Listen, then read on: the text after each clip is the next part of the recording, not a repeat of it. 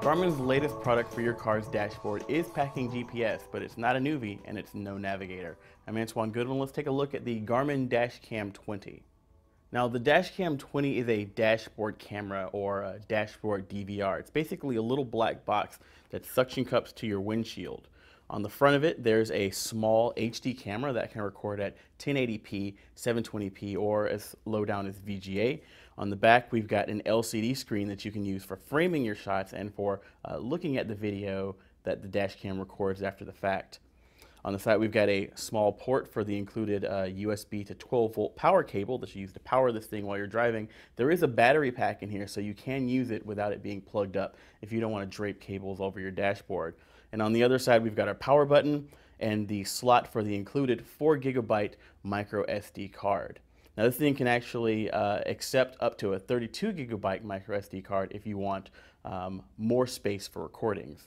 What are you recording? Well, basically what this thing does is it sticks on the front of your windshield and it records a video of what's happening out in front of your car. It's also recording audio of what's happening in your car, but you can turn that off if you don't want it capturing all of your singing and stuff.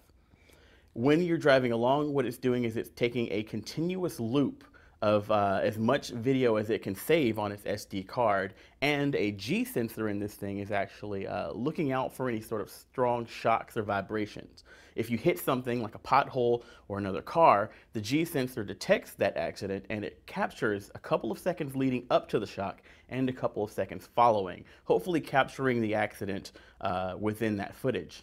The Dash Cam 20 also has a built-in GPS receiver, so it knows your latitude and longitude, and it can store your speed, the direction that you're traveling, and the date and time. It includes that at the bottom of the video. Now, that video is stored on the card in a .avi format that you can retrieve either by removing the SD card later or just plugging it into your computer. If you've actually been in an accident, you can remove the Dash Cam 20 from your windshield and use it to snap still photos of any damage or the scene that you can use to recall later. Now, the Dash Cam 20 is going to retail for $249. There's also a Dash Cam 10 that slots in below it that loses the GPS sensor and the ability to track your speed, direction, latitude, and longitude. That's going to be $219. This is probably the one you're going to want to get. It's only 30 bucks more. I'm Antoine Goodwin, and this has been a CNET first look at the Garmin Dash Cam 20 dashboard camera.